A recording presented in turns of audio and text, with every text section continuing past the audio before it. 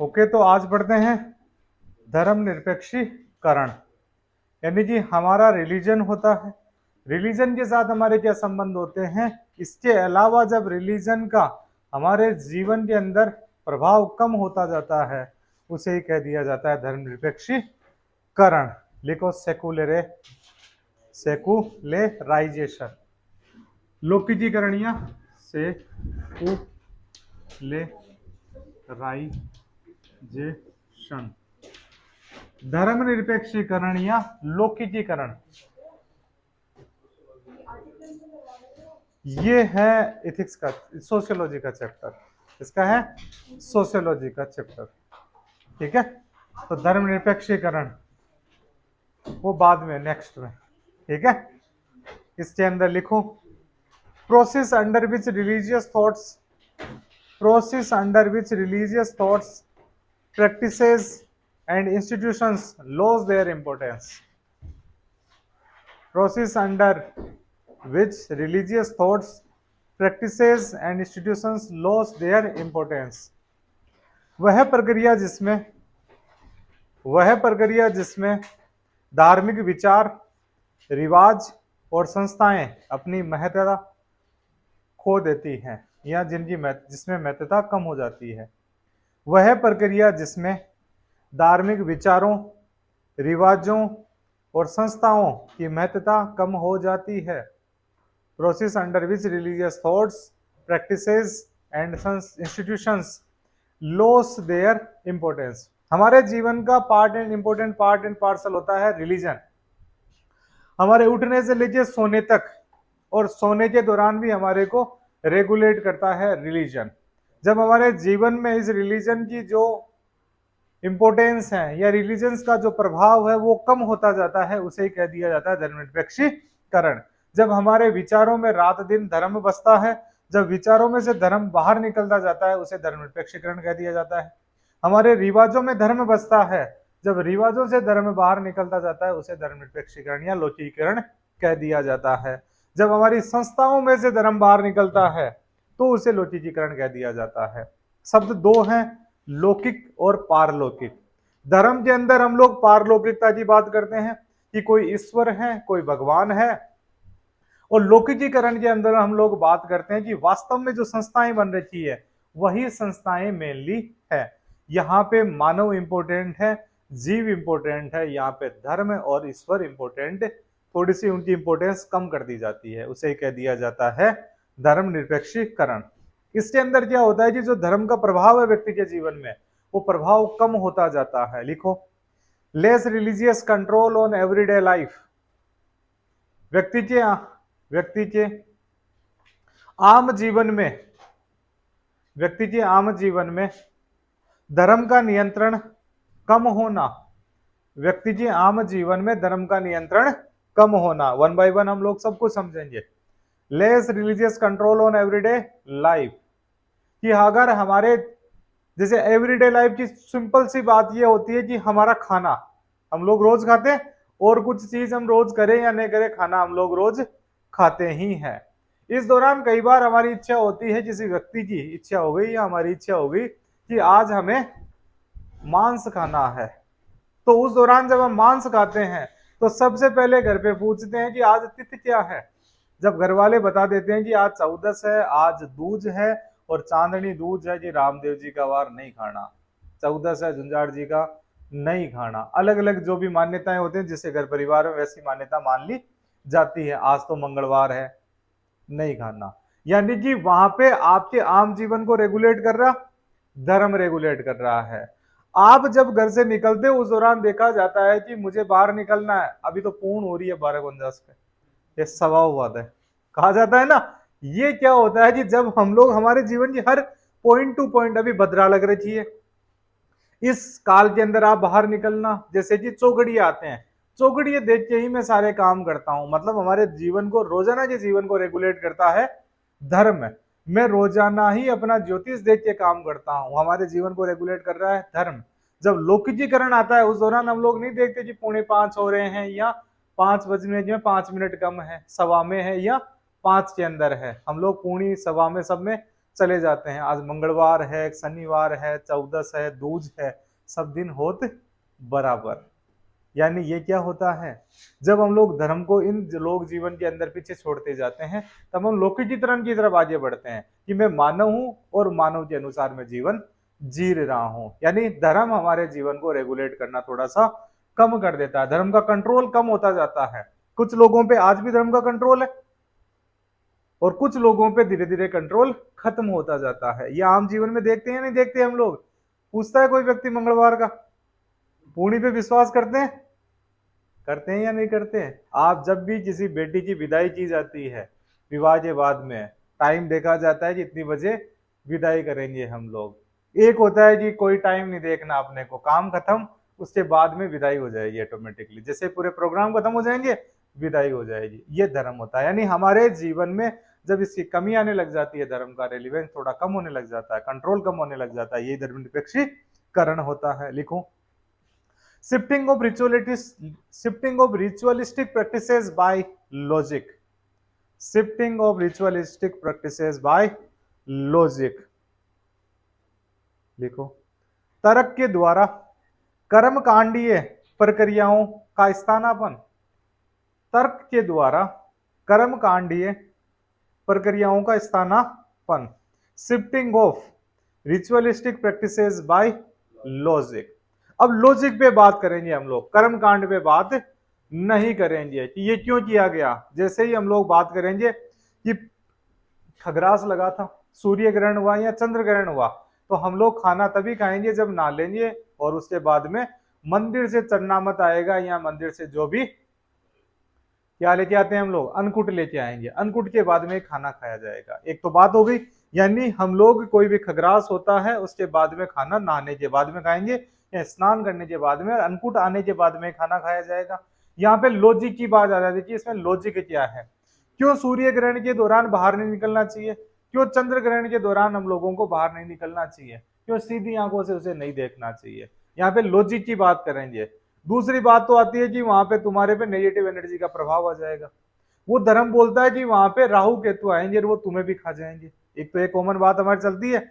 दूसरी आएगी कि जब उसकी जो एनर्जी होती है, रिफ्लेक्शन सिस्टम चलता है, वो आपकी आंखों को खराब कर सकता है। तो तर्क पे बात करने लग जाते हैं।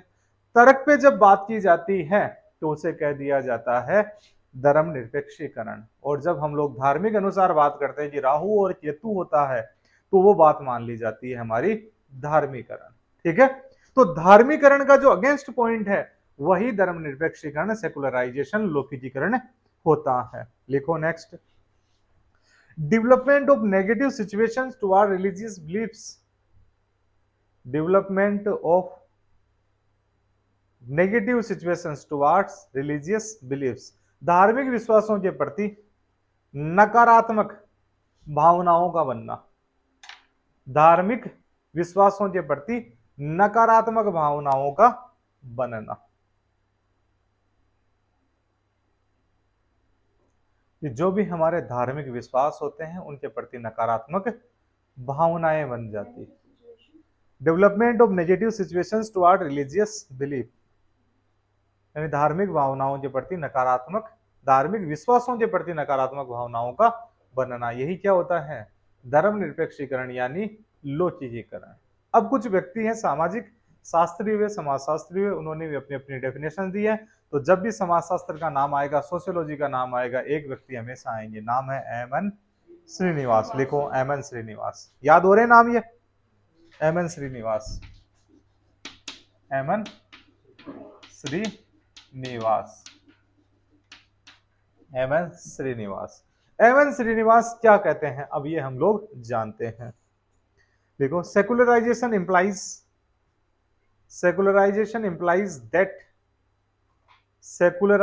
implies that what was previously regarded as, secularization implies that what was previously regarded as religious is now ceasing to be such, is now ceasing to be such।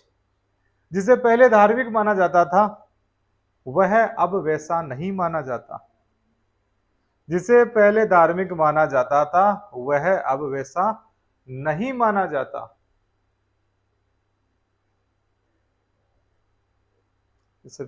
implies that what was previously regarded as religious is now ceasing to be such. Is now ceasing to be such. जिसे पहले धार्मिक माना जाता था वह वैसा नहीं माना जाता। कौन सी हमारी प्रथाएं थी जिन्हें पहले हम धार्मिक मानते थे, धीरे धीरे आजकल हम उनको धार्मिक नहीं मानते। सती प्रथा धार्मिक माना जाता था, लेकिन आजकल उसे धार्मिक नहीं माना जाता, इलीगल हो गया, अब गैर कानूनी माना जाता था। पहले जैसे कि हम लोगों ने देखा अमर सिंह राठौड़ की जब हत्या कर दी जाती है उनके साले अर्जुन गौड़ के द्वारा, तो बालू चांपावत उनकी बॉडी को आगरा जिले से नागौर ले जाते हैं ताकि जो उनकी पत्नी है वो सती हो सके। इवन जैसे जब बाबूजी की डेथ हो जाती है तो उनके फेरे हो जिनके साथ में हो रहे थे शुप्याड़ के साथ में, वहां पे पूरी मीटिंग बैठती है कि सती हो सकते हैं या नहीं हो सकते।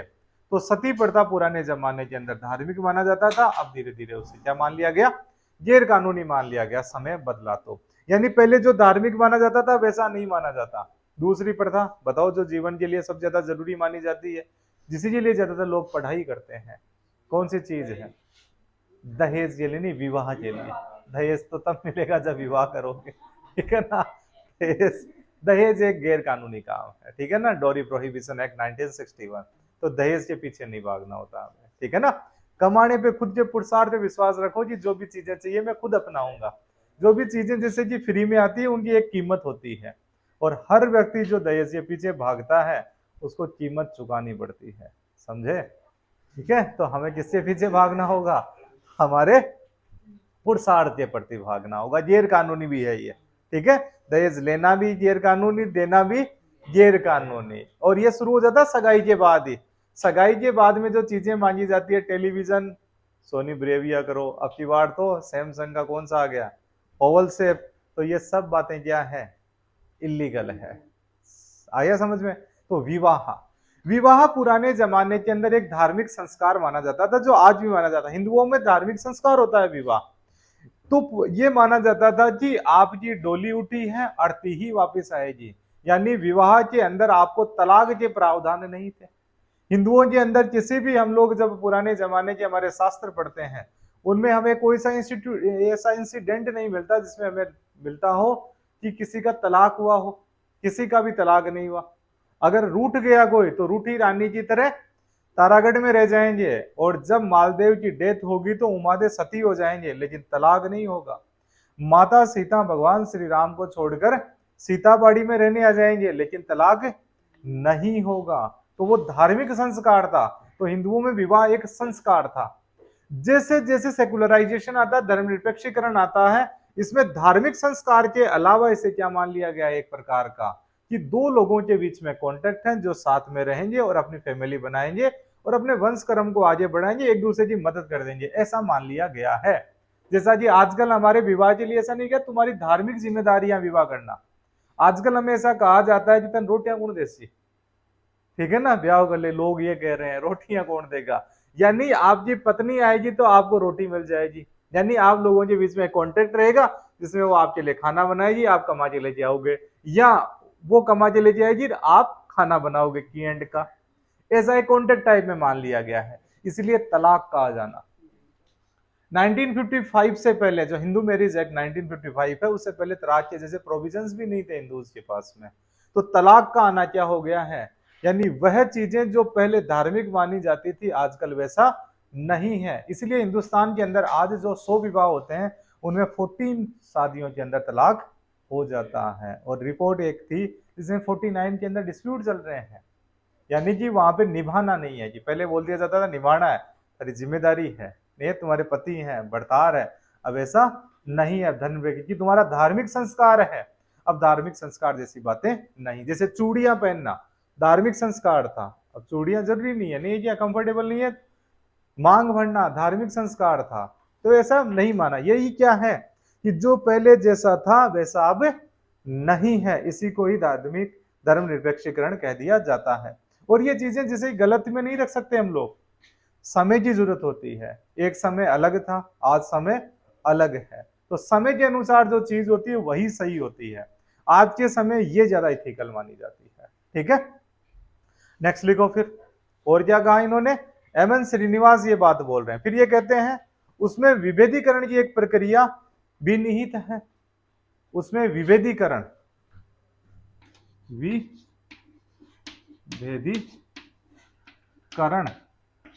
की एक प्रक्रिया भी निहित है। It is a process of differentiation. It is a process of differentiation.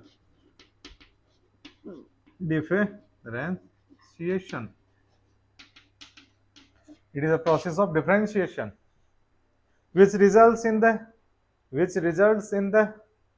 various aspects of society. Which results in the various aspects of society. अब समाज के अलग अलग एस्पेक्ट्स क्या होते हैं? Economic, political, legal and moral. Economic, political and legal and moral. इसमें विविधीकरण की एक प्रक्रिया निहित है जिसमें समाज के आर्थिक,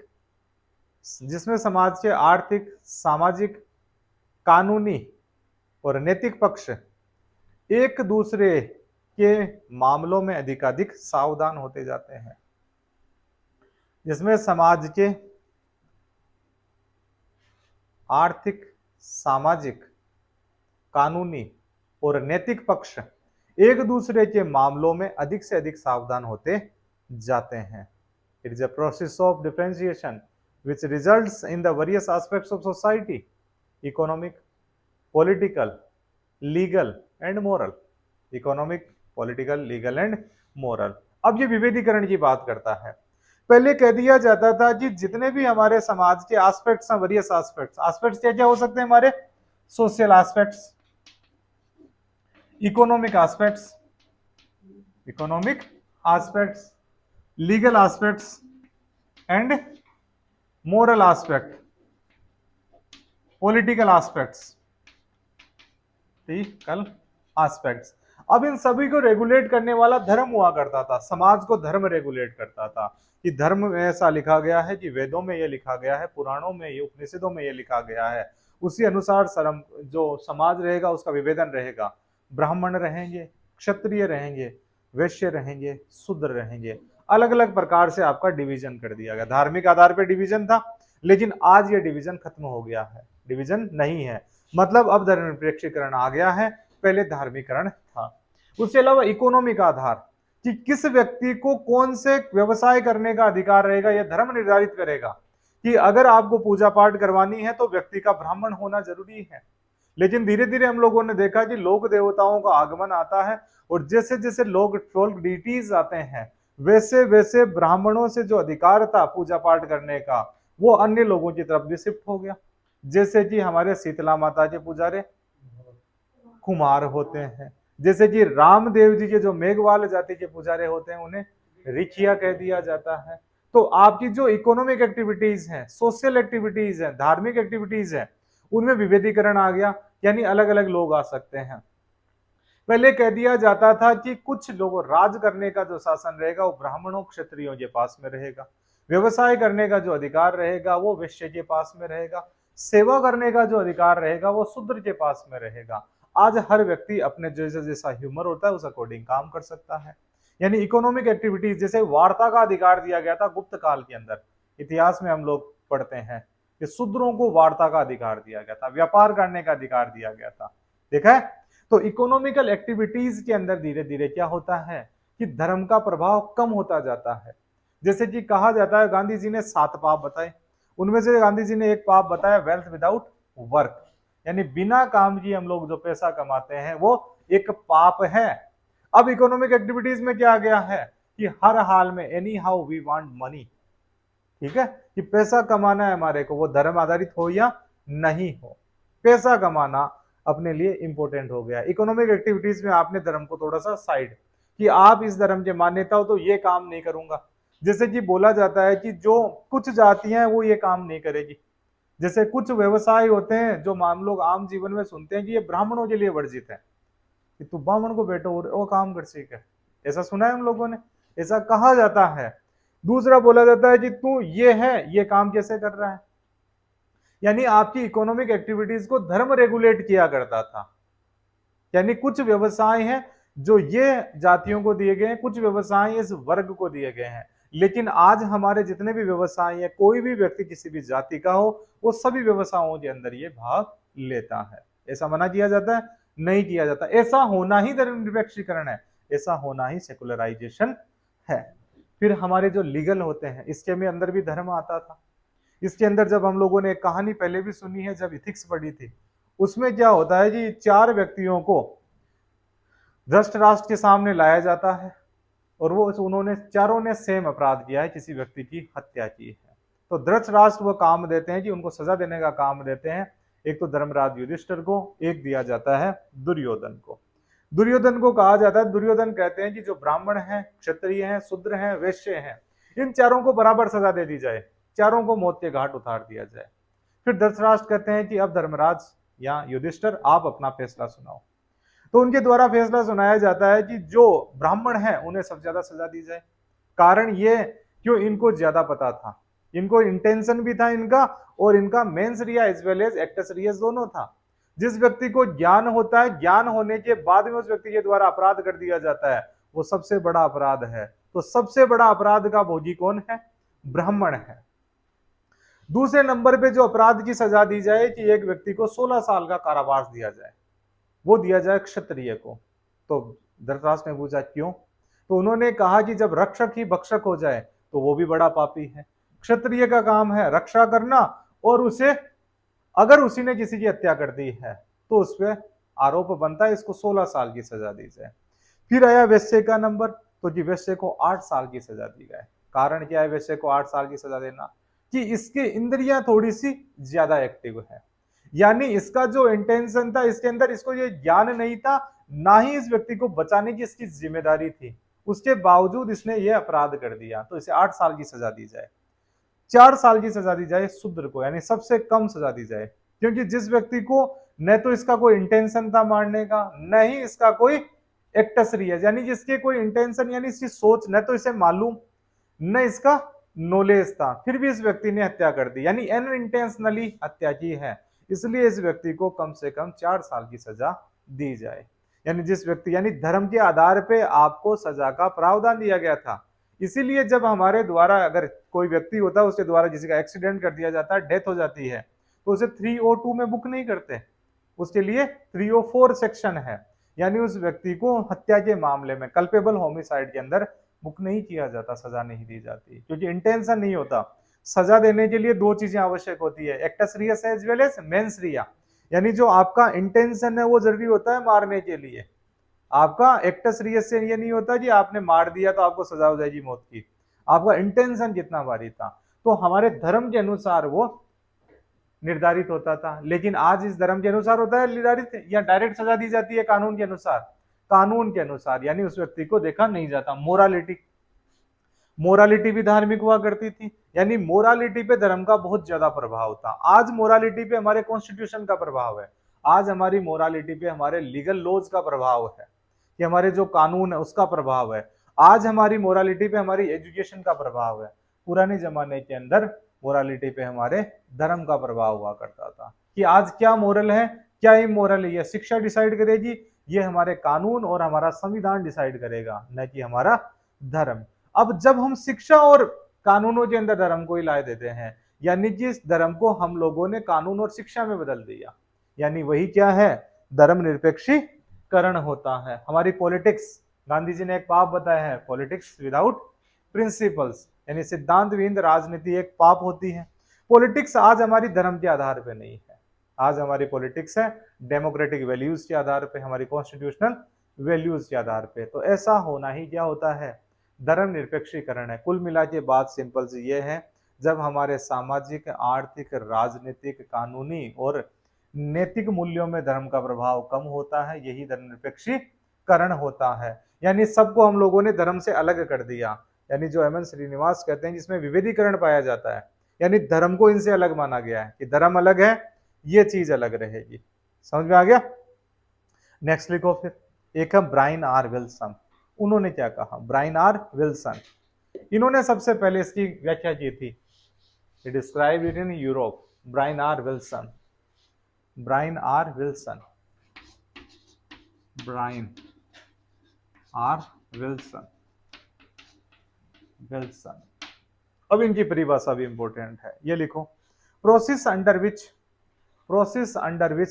Different social institutions are freed from the influence process under which different social institutions are freed from the influence or hold of religious concepts up to a large extent. वह प्रक्रिया जिसके द्वारा सामाजिक संस्थाएं विभिन्न सामाजिक संस्थाएं वह प्रक्रिया जिसके द्वारा विभिन्न सामाजिक संस्थाएं राजनीतिक विभिन्न सामाजिक संस्थाएं धार्मिक विभिन्न राजनीतिक संस्थाएं धार्मिक अवधारणाओं से मुक्त होती जाती है। वह प्रक्रिया जिसमें विभिन्न सामाजिक संस्थाएं धार्मिक अवधारणाओं से मुक्त होती जाती है वही सेकुलराइजेशन है। देखो, process under which different social institutions are freed from the influence or hold of religious concept to a large extent are freed from the influence or hold of religious concept or to a large extent hold of religious concept अब इसमें क्या है कि जो भी हमारे समाज की संस्थाएं होती हैं वो धीरे धीरे हमारे समाज की संस्थाएं जिसे कहा जाएगा, बताओ कौन कौन सी हो सकती है? परिवार समाज की एक संस्था है, फैमिली होती है।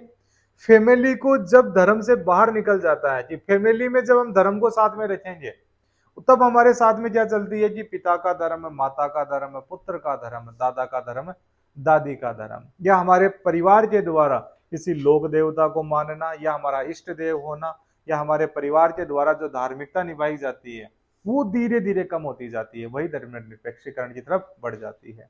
जब धर्मनिरपेक्षीकरण नहीं होता, धार्मिकरण होता है, तो वहां पे आपकी हमारा बड़ा परिवार होता है, और जब धर्मनिरपेक्षीकरण आता है धीरे धीरे तो हमारा नैरो फैमिली की तरफ हम लोग बढ़ते जाते हैं।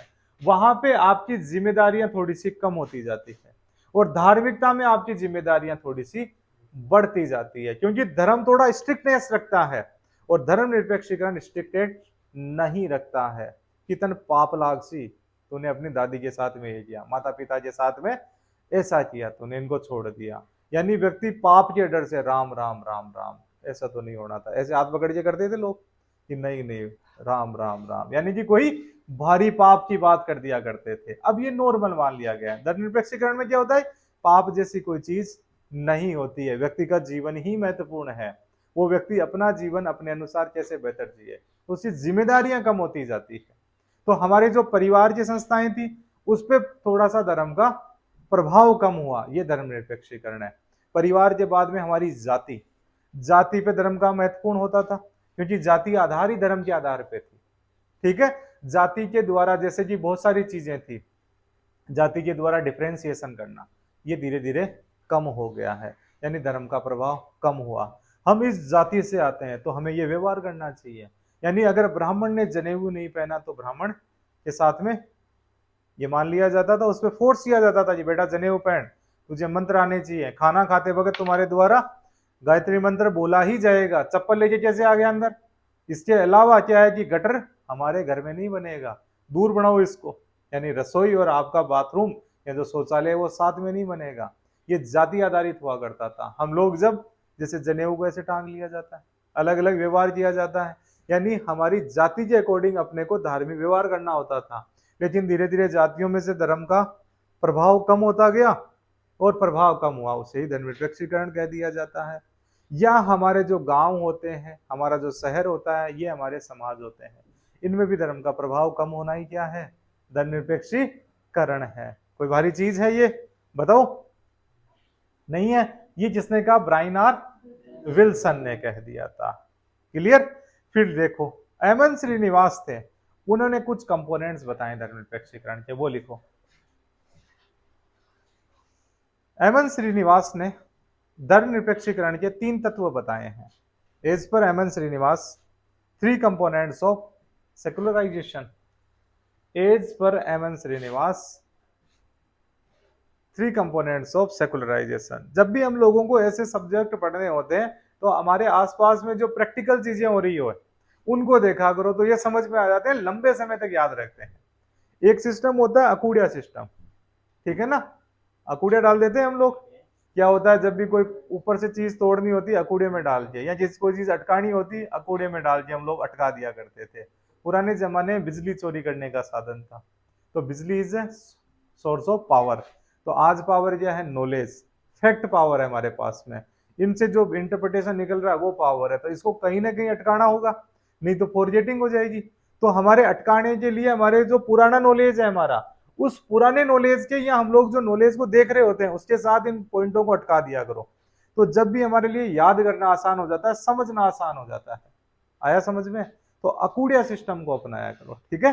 थोड़ा सा ये हमारी कॉमन पार्लांस का शब्द है, उसको हम लोग कोई सी भाषा में उपयोग कर सकते हैं। क्या? अकूड़िया, अकूड़िया मतलब टांग देना, अटका देना। तो अभी मैंने जैसे उदाहरण दिए बहुत सारे, जैसे जी विवाह और तलाक उदाहरण दिया, तो उससे वो बात समझ में आ जाने लग जाती है। फैमिली के अंदर जैसे हम लोगों ने जनेऊ को उदाहरण माना था, वो उस बात के अंदर समझ में आ जाती है, ठीक है। जैसे कि 12 दिन करेंगे, 13 दिन करेंगे, कोरोना के अंदर कौन से 12 दिन, कौन से 13 दिन, ठीक है ना। जब तक गंगा जी नहीं गाल के आएंगे तब तक बात नहीं होगी पूरी। तो गंगा जी तो 2-2 साल बाद गाले गए कई लोग, तो हुआ या नहीं हुआ? तो ये बेसिकली क्या है, ऐसे कनेक्ट कर देते हैं हम लोग। तो हमारे आसपास में देखो सबकी घटनाएं घटती है, और हमारी आंखें भी खुली है, कान भी खुले हैं, और हमारी बौद्धिकता यानी हमारी समझ भी है। तो समाज शास्त्र को जब पढ़ना होता है तो समाज की आसपास की घटनाओं को हमें देखना होता है, तो हमारे समाज शास्त्र समझ में आ जाता है। ऐसा कोई कॉन्सेप्ट नहीं होता जो भारी होता है। आया कुणाल समझ में? कोई कंफ्यूजन नहीं है? तो लिखो, एम श्रीनिवास के 3 तत्व है कि उन्होंने धर्मनिरपेक्षीकरण में 3 तत्व क्या क्या बताए। 3 components of M Srinivas of the secularisation. First तत्व क्या है, धार्मिकता में कमी, रिलीजियसनेस डिक्रीज इन रिलीजियसनेस। लिखो, धार्मिकता में कमी, डिक्रीज इन रिलीजियसनेस, धार्मिकता में कमी। पहली बात तो ये होती है धर्मनिरपेक्षीकरण। अब धार्मिकता में कमी कैसे आती है, सिंप्लीफाइड ऑफ रिलीजियस बिलीफ। लिखो, धार्मिक भावनाओं में सरलता, धार्मिक भावनाओं में सरलता, धार्मिक भावनाओं में सरलता। हम लोग जब मंगल पांडे मूवी देखते हैं, उस दौरान जब पहली बार मंगल पांडे का सामना होता है कि गाय और सुअर की चर्बी का उपयोग किया जा रहा है, जो कारतूस बनाए जा रहे हैं उसमें, तो उस मूवी के अंदर एक सीन दिखाया गया है, वो अंग्रेज अफसर के पास में जाता है उन्हें उनकी बंदूक लौटाने। तब उसकी भावनाएं होती है कि मुझे अपने जाति से बाहर निकाल दिया गया है, मैंने अपना धर्म भ्रष्ट कर दिया है, मैं धर्म भ्रष्ट हो गया हूं, आप इस दर्द को नहीं समझोगे। यानी वहां पे मंगल पांडे के द्वारा अपने धर्म को लेके बात बताई जा रही है कि कितना दर्द होता है। अब क्या है कि इसमें जैसे कि उस दौरान व्यक्ति अपने धर्म को कितनी मान्यता देता था। पुराने जमाने में और भी बहुत सारी बातें बोली जाती थी कि आपको धर्म को लेके बहुत ज्यादा स्ट्रॉन्गनेस रहना ही पड़ेगा। हम लोग जब बाजीराव मस्तानी मूवी देखते हैं, उस मूवी के अंदर बाजीराव का मन आ गया मस्तानी पे, और दोनों एक दूसरे को पसंद करने लग जाते हैं और दोनों साथ में रहना चाहते हैं। लेकिन उनकी जो मम्मी है वो बीच में नहीं आ जाती है, जो कृष्णा भट्ट हैं वो बीच में आ जाते हैं। कृष्णा भट्ट को मारने के लिए बाजीराव आगे बढ़ते हैं, लेकिन बीच में उनकी मदर आ जाती है कि नहीं मारने दूंगी। यानी धर्म कितना उस स्थिति पे था, स्ट्रॉन्गनेस पे था, स्ट्रिक्टनेस कितनी ज्यादा थी धर्म की, थी या नहीं थी? जब धर्म निरपेक्षता होती है तो धार्मिकता में कमी आने लग जाती है। यानी धीरे धीरे व्यक्ति के द्वारा कि बेटा तू तो ब्याह कर ले, कोई सा धर्म में कर ले, बस कर ले, तेरी पसंद हमारी पसंद, ऐसी बात बोल दी जाती है। तो यहाँ पे जो बाजीराव और मस्तानी के साथ में हुआ वैसा कम होने लग गया, अब ऐसा नहीं होता, मतलब आपकी धार्मिकता में कमी आई। समाज के जो नियम कायदे हैं वो कम हो गए हैं। पहले हम लोग अपने चप्पलें घर के अंदर नहीं ले जाया करते थे। हम लोग अब मंदिर के अंदर या जो घर के अंदर जिस घर जहां पर मंदिर या भगवान की मूर्ति हुआ करती, इवन फोटो भी लगी हुई होती, वहां पे भी चप्पल नहीं ले जाया करते थे। आजकल हर जगह की अलग अलग प्रकार की चप्पलें हो जाती है। खाना नीचे बैठ के खाना, खाने से पहले गायत्री मंत्र पढ़ना, वो धीरे धीरे कम होते गए। वही धर्मनिरपेक्षीकरण आगे बढ़ना होता है। आया समझ में? लिखो इसको, सिंप्लीफाइड रिलीजियस बिलीव, कि धार्मिक भावनाओं के लेके व्यक्ति इतना ज्यादा स्ट्रिक्ट नहीं रहा, सिंप्लीफिकेशन हो गया है। अब धर्म को अपने अकॉर्डिंग मॉडरेट करना चाहता है व्यक्ति। पहले आपकी जो धर्म में बात बोल दी वही मान्य होगी, कि धर्म में ये लिखा हुआ है मतलब धर्म की बात हर हाल में मान ली है। अगर आपने मांसाहार खा लिया है आज, तो घर में तभी एंट्री है जब आप नाचे आओगे, और नाचे आने के बाद में पूरा जो भी कर्म करना है वो करने के बाद में घर में एंट्री रहेगी, उसके बाद में घर के बर्तनों के हाथ लगा सकते हो, अदरवाइज नो एंट्री। घर यहाँ पे रसोई है आपकी, तो 2 कोस दूर, 2 कोस का मतलब 100-150 कदम, जितना भी हमारा बाड़ा, अगर हमारा खेत लंबा चौड़ा है तो उस कोने में जाके खाना बनाओगे, या फिर आप अगर घर के बाहर जाके बनाओगे, जैसा दंगल मूवी में दिखाया गया है, या हमारे आसपास भी होता होगा ऐसा, आज भी ये चीज मानी जाती है। धीरे धीरे क्या हो गया, उसको रसोई के अंदर लेके आ जाना, कि एक ही बर्तन के अंदर मांस बनता है, एक ही बर्तन के अंदर हमारी गाजर की सब्जी भी बनती है। ये धर्मनिरपेक्षीकरण है, यानी धर्म को सिंप्लीफाइड कर दिया गया है। आया, तो धार्मिकता में थोड़ी सी क्या आई, कमी आ गई है। नेक्स्ट लिखो इसी में, धार्मिकता में कमी। Notion of religious strictness start losing, notion of religious strictness start losing, धार्मिक कठोरता के भाव का लुप्त होना। नोशन विचार, नोशन धार्मिक, धार्मिक कठोरता के भाव का लुप्त होना, धार्मिक कठोरता के भाव का लुप्त होना। Notion of religious strictness, notion of religious strictness start losing. अब जैसे धार्मिक जो कठोरता है, कट्टरता अलग चीज होती है, कठोरता अलग चीज होती है, उसे धीरे धीरे क्या हो गया है, लूज होती जा रही है, इतनी महत्वपूर्ण नहीं रही। जैसे कि चिकन और गाजर की सब्जी एक ही बर्तन में बनना, एक ही गैस पे बनना, एक ही रसोई में बनना, ठीक है, यही क्या होती है धार्मिकता में कमी। नहीं तो उस कोने में जाके बनाओ, रात को एंट्री नहीं है, सुबह की चाय भी नहीं है, उसी व्यक्ति को मिलेगी जो रात को ही ना लेगा, चाहे मत सर्दी पड़ रही हो। आया समझ में, यही स्ट्रिक्टनेस कम हो जाना है, कि आज सोमवार है तो मंदिर जाके आना ही है हर हाल के अंदर, ठीक है। जो भी कर्म कांड है वो करने ही है, बिना कर्म कांडों के आप ये चीज नहीं कर सकते, ठीक है ना। या जिस दिन अपने को नहाना है तो उस दिन नहाना ही है। जैसे जी खगरास हो गया, सूर्य ग्रहण, चंद्र ग्रहण हो गया, तो नहाना मतलब नहाना ही, आपको ये फॉलो ही करना पड़ेगा हर हाल के अंदर, मना नहीं कर सकते आप किसी भी हाल के अंदर। ये धार्मिक, व्रत रखना है तो रखना ही है, व्रत इच्छा से रखते हैं व्यक्ति। आज पहले आपको एक स्ट्रिक्टनेस के साथ व्रत रखना पड़ता था, कि बस आज ये दिन है तो ये करना ही होगा, ठीक है ना, ये धार्मिक कठोरता होती है। आ गया समझ में। नेक्स्ट कंपोनेंट लिखो, increase in the sentiments of rational thoughts, तार्किक चिंतन की भावना में बढ़ती। Increase in the sentiments of rational thought, धार्मिक चिंतन की भावना में बढ़ती। तार्किक चिंतन, धार्मिक नहीं, तार्किक चिंतन, तार्किक चिंतन की भावना में वृद्धि। Increase in the sentiments of rational thoughts, increase in the sentiments of rational thoughts, rational thoughts.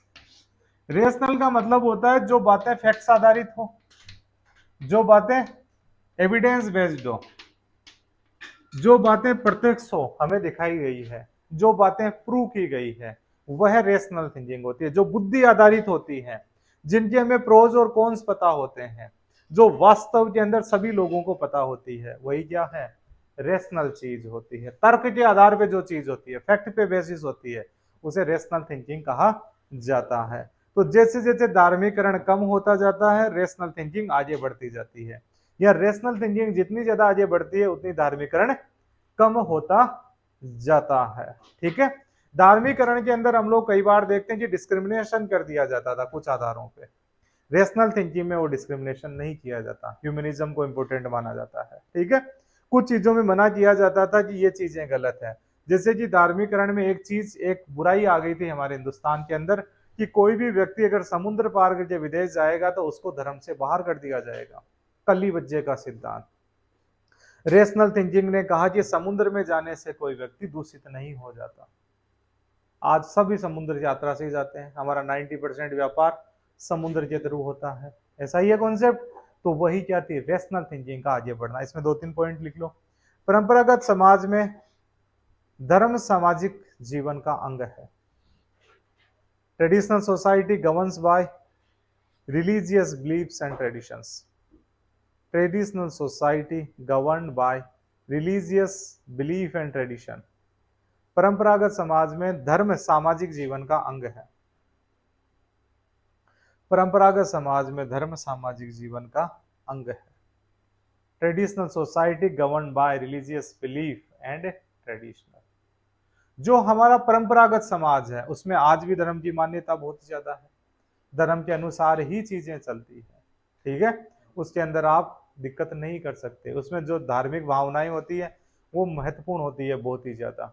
और जो परंपराएं होती है, परंपराओं से व्यक्ति बहुत ज्यादा स्ट्रिक्ट रहता है। कई बार वो रेशनल थिंकिंग को भी मना कर देता है कि ये रेशनैलिटी है, तर्क आधारित है, मुझे नहीं मानना।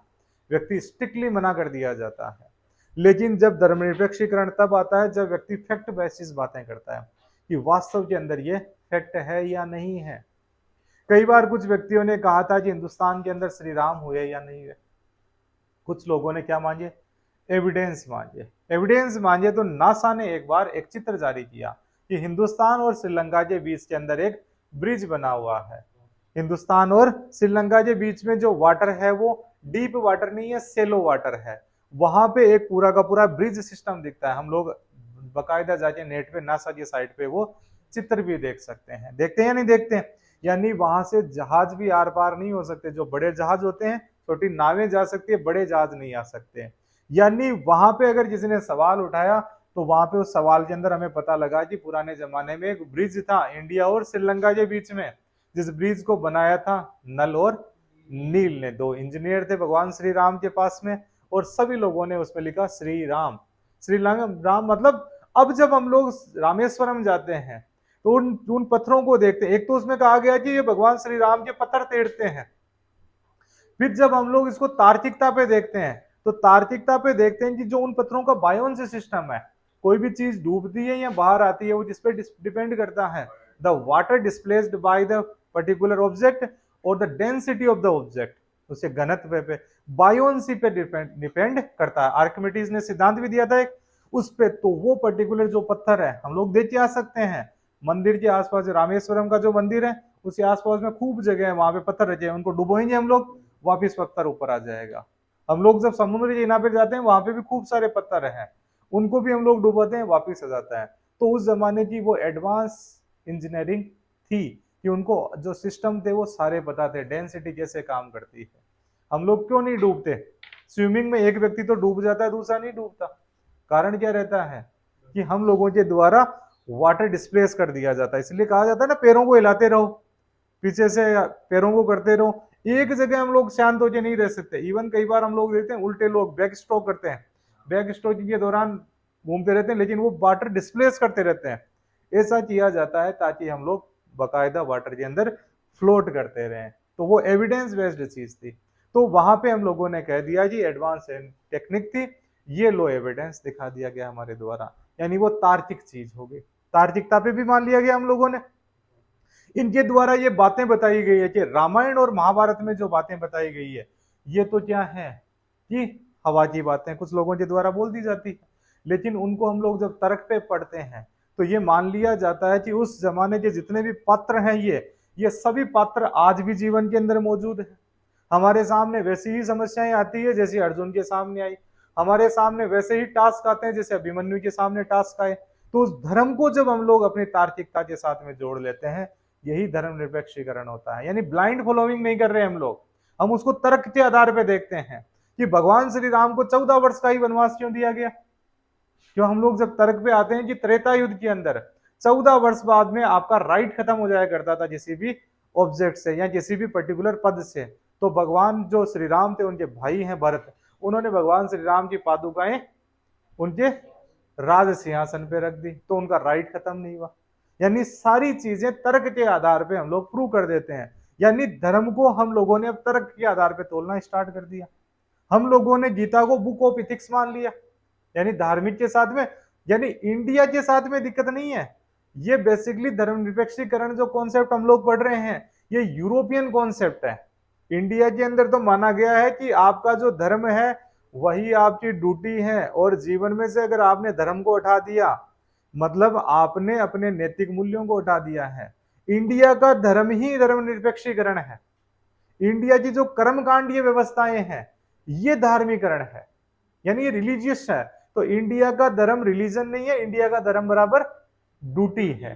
तो दोनों अलग माने गए, जैसे पिता का धर्म, पुत्र का धर्म, माता का धर्म, राजा का धर्म, पत्नी का धर्म, सेवक का धर्म, सबके अपने अपने धर्म माने गए। तो इंडियन कॉन्सेप्ट अलग है, ये बेसिकली आया कॉन्सेप्ट यूरोप से, तब अपने को थोड़ा सा इनके साथ में कई बार हम मिक्स कर देते हैं हम लोग इनको। बुक्स ऑफ इथिक्स, इंडिया के अंदर तो धर्म ही इथिक्स ही था हमेशा, नैतिकता ही इथिक्स थी। भगवान श्री राम नैतिकता के प्रतीक है, श्री कृष्ण नैतिकता के प्रतीक है, या हमारा कोई भी पात्र है वो नैतिकता के प्रतीक है। जैसे हम लोगों ने कहानी सुनी कि दुर्योधन है, दुर्योधन की बेटी थी लक्ष्मणा, उनको प्रेम हो जाता है श्री कृष्ण के बेटे से, तो दुर्योधन की बेटी का विवाह होता है श्री कृष्ण के पुत्र से। उनके 2 दिन बाद में लड़ाई होने वाली है, महाभारत का युद्ध छिड़ने वाला है, उससे पहले दोनों आपस के अंदर जीम रहे हैं।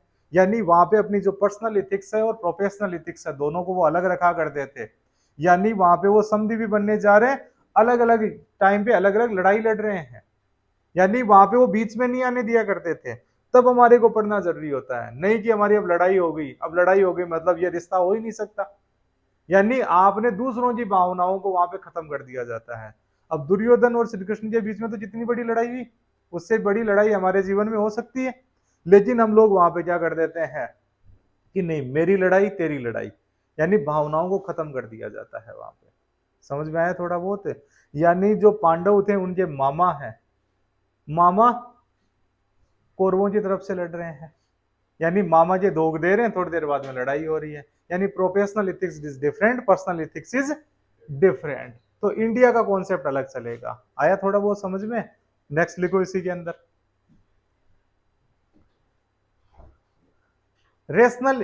rationality increase with the expansion of knowledge and science. Rationality increase with the expansion of knowledge and science. Rationality increase with the expansion of knowledge and science. ज्ञान विज्ञान के प्रसार से समाज में तार्किकता में वृद्धि, ज्ञान विज्ञान के प्रसार से समाज में तार्किकता में वृद्धि, ज्ञान विज्ञान के प्रसार से समाज में तार्किकता में वृद्धि। जब ज्ञान विज्ञान फैलता है तो समाज में तार्किक चीजें बढ़ने लग जाती हैं। मैंने कोई एलिमेंट लिया और ऐसे करके बाहर घुमाया, आग लग गई, देखो मेरा पावर, तो मैंने सोडियम ले रखा था, पावर दिखा दिया। मैं पानी में आग लगा सकता हूँ, to set the Thames in on fire, यानी मैं थेम्स नदी में क्या करूंगा, सोडियम फेंक दूंगा, आग लग जाएगी। लग जाती है नहीं लग जाती? ऊपर ऊपर आग लगने लग जाती है। यानी ज्ञान विज्ञान जब आता है तो व्यक्ति की तार्किकता बढ़ती है कि आग कैसे लगी, कौन सी चीज कैसे हुई, ये धर्मनिरपेक्षीकरण होता है। नेक्स्ट थर्ड पॉइंट लिखो, विभेदीकरण की प्रक्रिया। हाँ ना, तीसरा पॉइंट, हाँ अलग 3 कंपोनेंट बताए श्रीनिवास के। पहला क्या बताया, दार्शनिकता में कमी, जो आपके तार्किक सेंटिमेंट्स हैं उनमें बढ़ोतरी। तीसरा है विभेदीकरण की प्रक्रिया, process of differentiation, process of differentiation अलग उसी में था, वो सेकंड वाले पॉइंट में, रेशनैलिटी वाले पॉइंट में था वो, ठीक है ना, अलग से नहीं, उसी का ही पॉइंट है वो। याद हो गया? नहीं आया समझ में? सेकंड पॉइंट क्या लिखाया, तार्किक चिंतन की भावना में वृद्धि। तो जो तार्किक चिंतन की भावना है उसी के अंदर वो पॉइंट है रेशनैलिटी वाला, ठीक है। अगला लिखो, विभेदीकरण की प्रक्रिया, प्रोसेस ऑफ डिफरेंशिएशन, डिफरेंशिएशन, विभेदीकरण की प्रक्रिया। इसमें लिखो, इन traditional society, in traditional society religion is the part of social life.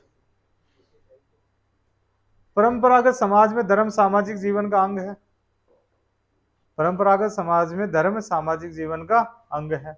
In traditional society religion is the part of social life, but due to differentiation, but due to differentiation, लेकिन विभेदीकरण के कारण धर्म सामाजिक जीवन का अंग है। फुल कंसंट्रेट हो जाए इसी पे लगाओ तब फटाफट लिखा जाएगा। कई बार क्या होता है हम लोग थोड़ा कंसंट्रेशन साइड में कर देते हैं तब फिर लेट लिखा जाता है, ठीक है ना। क्या लिखा? परंपरागत समाज में धर्म सामाजिक जीवन का अंग है, लिख लिया।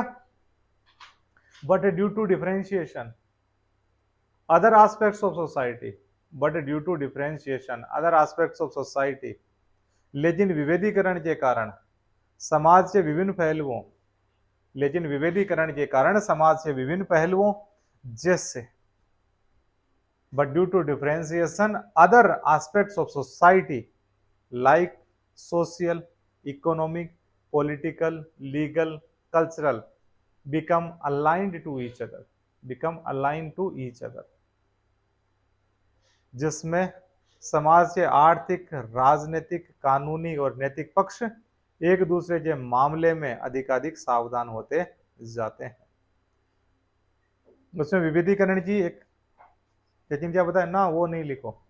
लेकिन विभेदीकरण के कारण समाज के विभिन्न पहलुओं जैसे, लिखा, राजनीतिक, सामाजिक, कानूनी, सांस्कृतिक, लिख लिया, व्यवस्था एक दूसरे से पृथक होते जाते हैं, व्यवस्था एक दूसरे से पृथक होते जाते हैं। पहलुओं जैसे राजनीतिक, सामाजिक, कानूनी, सांस्कृतिक व्यवस्था एक दूसरे से पृथक होते जाते हैं। Differentiation other aspects of society, social, economic, political, legal, cultural become aligned to each other. Process of differentiation, पहले क्या बोला गया, हमारा जो सामाजिक परंपरागत समाज होता है वो उसमें धर्म एक अभिन्न अंग होता है, सिंपल सी कहानी थी। उसके बाद में क्या आता है, विभेदीकरण की प्रक्रिया आती है। विभेदीकरण मतलब हम लोगों ने समाज को धर्म से थोड़ा सा बड़ा बनाया। अब हम लोगों ने हमारा एक आर्थिक समाज बनाया, एक हमारा राजनीतिक समाज बनाया, हम लोगों ने एक हमारा सामाजिक समाज बना दिया, एक हमारा लीगल समाज बना दिया, यानी एक समाज को हम लोगों ने अलग अलग समाजों में बांट दिया। जैसे हमारी विधानसभा हमारा लीगल समाज है, हमारी न्यायपालिका हमारा लीगल समाज है, हमारी राजनीतिक दल हमारा एक पॉलिटिकल सोसाइटी है हमारी, हुई या नहीं हुई थोड़ी बहुत है। हमारे जो संस्थान है, बैंकिंग सिस्टम या हमारा लेन देन का जो सिस्टम है वो एक आर्थिक समाज है, हमारी परंपराएं वो एक कल्चरल समाज है। अब इसमें क्या हुआ कि अलग अलग चीजों में बांट दिया। पहले सभी चीजों को कंट्रोल करने वाली चीज थी धर्म, अब सभी चीजों को कंट्रोल करने के लिए अलग अलग एस्पेक्ट काम करते हैं कि एक व्यक्ति एक जगह पे ये व्यवहार कर रहा है, दूसरी जगह पे अलग व्यवहार कर सकता है, वो वही धर्मनिरपेक्षीकरण होता है। यानी धर्म का कुल मिला के प्रभाव कम करना, ये सेकुलराइजेशन होता है। जब ये यूरोप में कम होता है तो ये नैतिकता की तरफ जाता है, जब हिंदुस्तान के अंदर ये कम होता है तो भ्रष्टाचार, काला धन और जो गांधी जी ने 7 भाव बताए उनकी तरफ बढ़ता है। तो कई सारी चीजें इसमें ये भी रहती है। इंडियन कॉन्सेप्ट थोड़ा सा डिफरेंट रहेगा, याद हुआ थोड़ा बहुत? 3 कंपोनेंट्स बताओ कौन कौन से? Decrease in religiousness, increase of sentiments of rationality, third क्या है, प्रोसेस ऑफ डिफरेंशिएशन यानी विभेदीकरण की प्रक्रिया। अब हमारे को लिखने होंगे इनके फीचर्स, लिखो फीचर्स, लक्षण क्या क्या है, features of secularism, very good, लिखो इसको, ठीक है। फीचर्स क्या क्या फीचर्स है, यानी इसकी विशेषताएं क्या है, कैरेक्टरिस्टिक्स क्या है। जब भी फीचर्स देखना होगा कि अपने देखा करो कि विशेषताएं क्या चीज होती है, कि हमारी क्या विशेषता है मानव की, बताओ। 2 हाथ होते हैं, जैसे हम लोग गाय पे ऐसे लिखते थे ना, देयर इज अ काउ, ठीक है ना, 4 legs लिखते थे, नहीं लिखते थे? एक गाय हमारी माता है जिससे 4 पैर होते हैं, 2 कान होते हैं, 4 थन होते हैं, 2 आंखें होती है, एक नाक होता है, 2 सींग होते हैं। ये विशेषताएं हैं हमारी मानव में, ये चीजें हैं। हम सीधे खड़े हो सकते हैं, पैर हमारे 2 ही हैं, 2 हमारे हाथ बन गए, ये विशेषताएं हैं। हम लोग अलग अलग भाषाएं बोल सकते हैं, अलग भाषाएं समझ सकते हैं, ये हमारी विशेषताएं होती है। वैसे ही किसी भी चैप्टर की विशेषताएं या कैरेक्टरिस्टिक्स या फीचर्स इसी प्रकार से लिखने होंगे। हम फीचर्स बोलते हैं, इसी फीचर्स तो बताओ कैसा आ गया।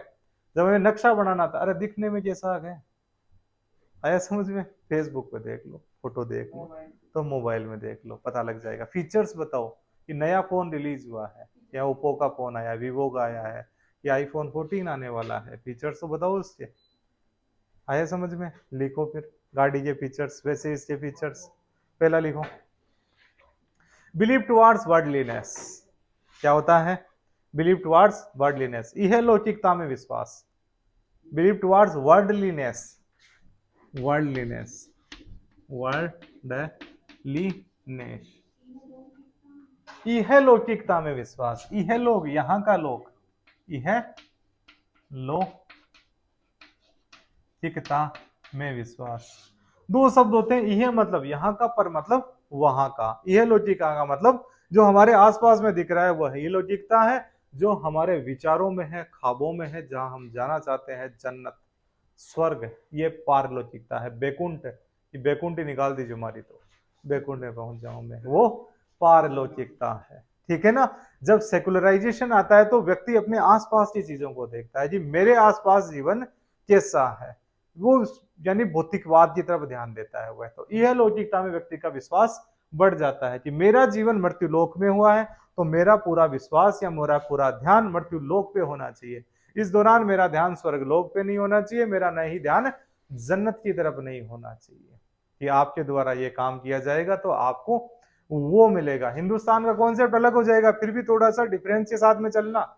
यहां पे आपको कहा जाता है मृत्यु लोक में अगर बेहतर काम करोगे, इथिकल रहोगे, तो इथिक्स को थोड़ा सा बैलेंस करके चलना है। कई बार हम लोग कंफ्यूज हो जाते हैं इसमें, इथिक्स को, जी अगर धरती पे बेहतर काम करोगे तो तुम्हारा स्वर्ग मिलेगा, यानी हमारे द्वारा अगर पढ़ाई कर ली जाएगी तो हमारा स्वर्ग आने वाला टाइम है, हमारा सिलेक्शन हो जाएगा, सिलेक्शन आना ही स्वर्ग होता है, आपको करने के लिए कुछ काम मिलेगा।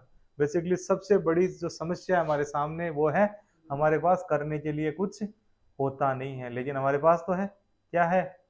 पढ़ाई। वेरी गुड, यानी आप समझदार हो रहे हैं हम लोग। ठीक है ना? हम लोग सीधे आ जाते हैं मेरे पास रोजगार नहीं है, हम बेरोजगार नहीं है, हमारे पास है पढ़ाई करने का है। आ रहा है समझ में? चलो वेरी गुड, लिखो फिर, ये लौकिकता पे ध्यान दे रहे हैं हम लोग। ठीक है, नेक्स्ट लिखो फिर, अलौकिक व अधिक प्राकृतिक सत्ता के प्रति आस्था में कमी। अलौकिक व अधिक प्राकृतिक सत्ता के प्रति आस्था में कमी। Lessen, lessen the belief towards uncommon and supernatural authority. Lessen the believe towards uncommon and supernatural authority. अलौकिक व अधिप्राकृतिक सत्ता के प्रति आस्था में कमी। Uncommon and supernatural authority, lessen the believe towards. धर्मनिरपेक्षीकरण के अंदर व्यक्ति को कहा जाता, इस व्यक्ति का विश्वास बढ़ता जाता है कि हमारी जो कोई ऐसी कोई सत्ता नहीं है जो मुझे कंट्रोल करती है, तो व्यक्ति धीरे धीरे धार्मिक कम होता जाता है। धार्मिक होने का मतलब हम लोग सोचते हैं कि मेरे एक दिन दुखों का अंत होगा, कि दुख की पिछली रजनी विच विकसता सुख का नवल प्रभाव, हे भगवान रामदेव जी महाराज हमारा दुख हर लियो, दुख में कमी आएगी। यहाँ पे व्यक्ति कहेगा कि दुख ऑटोमेटिकली हट जाएंगे, कि यानी कि कोई सुपरनेचुरल पावर नहीं है, कोई अलौकिक शक्ति नहीं है जो तुम्हें देख रही होगी। दो कॉन्सेप्ट रहते हैं, तो यहाँ पे हम लोग किसी भी सुपरनेचुरल या अलौकिक शक्ति के प्रति विश्वास में कमी होने लग जाती है। ये कई बार व्यक्ति के द्वारा कह दिया जाता है कि मैं किसी भी भगवान में बिलीफ नहीं है मेरा, मैं नहीं मानता, ईश्वर को नहीं मानता, एथिस्ट हूं, अविश्वास करने लग जाती है। वह धर्मनिरपेक्षीकरण की तरफ एक पार्ट होता है। ठीक है ना? इंडियन कॉन्सेप्ट फिर भी क्या रहेगा? अलग रहेगा, इसको इतना सा ध्यान रखिए चलना। आया समझ में? यानी कि बेसिकली ये जो कॉन्सेप्ट है ये यूरोप में ओरिजिन हुआ। वहां पे ये माना जाता था कि धरती पे तुम पाप कर दो, पाप करने के बाद में अगर तुम्हारे को इन पापों से मुक्ति पानी है तो उनके द्वारा कुछ सर्टिफिकेट बेचे जाते थे, वो खरीद लो, पैसा दे, ये खरीद लो, पैसा दे दो और आपके पाप मुक्त हो जाएंगे।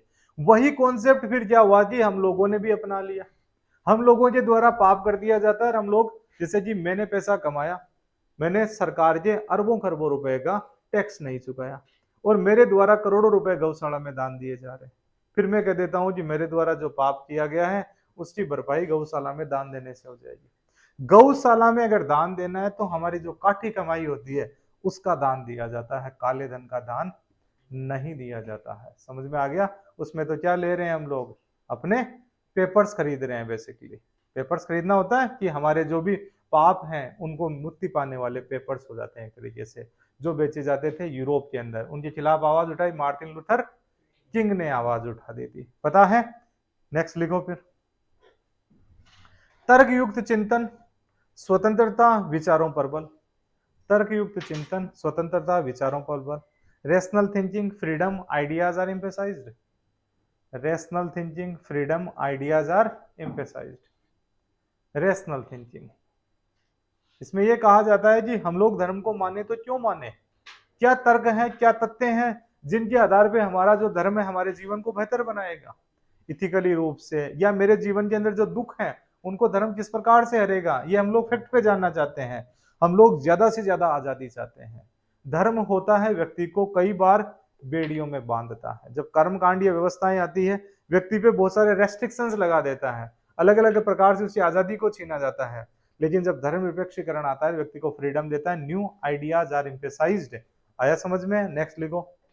Traditional thoughts are not accepted blindly without logic. Traditional thoughts are not accepted blindly without logic. परंपरागत विचारों को तर्क की कसौटी पर परखा जाता है। परंपरागत विचारों को तर्क की कसौटी पर परखा जाता है। परंपरागत विचारों को तर्क की कसौटी पर परखा जाता है। Traditional thoughts are not accepted blindly without logic, यानी लॉजिक पे कहा जाता है। बाहुबली जब मूवी आती है उसमें अंदर जब काल के अटैक कर देते हैं महेशमती पर, तब दोनों सेनाएं आमने सामने हैं। वहां पे एक धार्मिक प्रोसेशन का आयोजन किया जाता है जिसके अंदर जो माता है उनकी एक भैंसे की बलि देनी है। पहले बल्लाल देव आते हैं और भैंसे की बलि दे देते हैं। फिर बाहुबली आते हैं, बाहुबली के द्वारा मना कर दिया जाता है मैं भैंसे की बलि नहीं दूंगा। तो कटप्पा आ जाते हैं बीच में, कटप्पा आके बोलते हैं ये तो अपशकुन हो जाएगा, माता को बलि देनी होगी। उसी दौरान फिर बाहुबली बोलते हैं कि माता को इस निर्दोष जानवर की बलि नहीं दी जाती, माता को अर्पित है मेरा उमड़ता हुआ रक्त, और काट लेते हैं हाथ। माता ये क्या चढ़ जाता है? खून चढ़ा दिया जाता है। यानी तर्क के आधार पे उन्होंने वो चीज डिसाइड कर दी, यानी ब्लाइंडली फॉलो नहीं किया। यानी निर्दोष जानवर से बेहतर मेरा उमड़ता हुआ रक्त माता के लिए ज्यादा जरूरी होता है कि हर चीज को तर्क के आधार पे परखा जाएगा, बिना जैसे कि बिना तर्कों की बात को नहीं माना जाएगा। हर बात पे ये माना जाएगा कि ये चीज क्यों है। बताओ तो सुनिए एक बार, क्यों हम लोगों के द्वारा श्राद्ध बनाए जाते हैं? एक तो ये कह दिया जाता है कि नहीं श्राद्ध बनाए जाते हैं, ये बात मत पूछो। एक राहुल गांधी का फेमस भाषण चलता है, उसके अंदर उनको कहा जाता है कि वो बोलते हैं कि भगवान शिव जी दूध चढ़ाया जा रहा है, भगवान शिव जी पानी चढ़ाया जा रहा है, भगवान शिव का मंदिर बनाया जा रहा है। एक हम लोगों ने भाषण सुना, उस भाषण में उनके द्वारा कहा जाता है, मैंने अलग अलग पंडितों से पूछा, उन पंडितों ने कहा कि नहीं ये सवाल मत पूछो, उनके द्वारा कही गई बात है। लेकिन कई बार इन पे सवाल उठा दिए जाते हैं कि क्यों चढ़ाया जाता है। तो यहाँ पे बेसिकली जो कॉन्सेप्ट बताया गया बाद में तर्क इस पे ये कहता है कि जो भगवान शिव का शिवलिंग बना होता है वो एक टाइप ऑफ एनर्जी है, जैसा न्यूक्लियर रिएक्टर का फॉर्मेशन होता है उसी प्रकार का उसको माना गया है। भगवान शिव के जो शिवलिंग जहां जहां पे बनाए गए वहां पे एनर्जी फॉर्मेशन को कंट्रोल करने की चीजें हैं। जब ज्यादा एनर्जी जहां पे लिखती है तो इस एनर्जी को कंट्रोल करने के वहां पर पानी का होना बहुत ज्यादा जरूरी होता है। इसके अलावा ये मान लिया जाता है कि वहां पे उनके वही चीजें चढ़ाई जाती है जो चीजों में एनर्जी ज्यादा है, जिनके अंदर थोड़ा सा जहर का कंटेंट ज्यादा होता है। पानी जैसे कि दूध चढ़ा दिया उससे ठंडक मिलती है, पानी चढ़ा दिया उससे ठंडक मिलती है, धतूरा चढ़ा दिया जाता है, आंकड़ा चढ़ा दिया जाता है, और भी बहुत सारे फूल बील पत्र चढ़ा दिया जाता है ताकि उस पर्टिकुलर एनर्जी फॉर्म को कंट्रोल किया जाए। दूसरा माना जाता है कि व्यक्ति की कहीं ना कहीं तो आस्था आई। व्यक्ति को जो हमारा धर्म होता है बेसिकली व्यक्ति को कंट्रोल करने का साधन है। धर्म है व्यक्ति को एक नैतिक मार्ग पे ले जाने का साधन। हम लोग बेसिकली जो जन्म लेते हैं तब जानवर होते हैं, हमारे को कोई चिंतन नहीं होता, कोई विचार नहीं होते। अगर हम लोगों को कंट्रोल नहीं किया जाए तो हम लोग जानवरों की तरह किधर भी घूमते फिरेंगे, ऐसा रहेगा, किसी से भी लड़ाई कर लेंगे, क्योंकि बेसिक हमारा नेचर यही होता है। धर्म फिर क्या करता है कि हमारे को कंट्रोल करता है, कि रास्ते पे लेके चलता है कि तुम्हारी प्रज्ञा ज्यादा है, तुम्हारा जो बॉडी और ब्रेन का मास इंडेक्स है वो एक अनुपात में सबसे ज्यादा है और जानवरों की तुलना में, तो तुम कंट्रोल होके रहो। तो हमारे पे धर्म का एक कंट्रोल रहता है। कंट्रोल में पहले तो क्या था कि धर्म पे एक कई बार स्ट्रिक्टनेस लगा दी जाती है, तो व्यक्ति का जब दिमाग डेवलप हुआ तो उसने कहा कि ये क्यों है, तर्क पे विश्वास करो। एक तो किताब में लिखा हुआ है, किताब में नहीं, तर्क पे बताओ इसको, जी तर्क पे किस प्रकार से इसको कंट्रोल किया जाता है।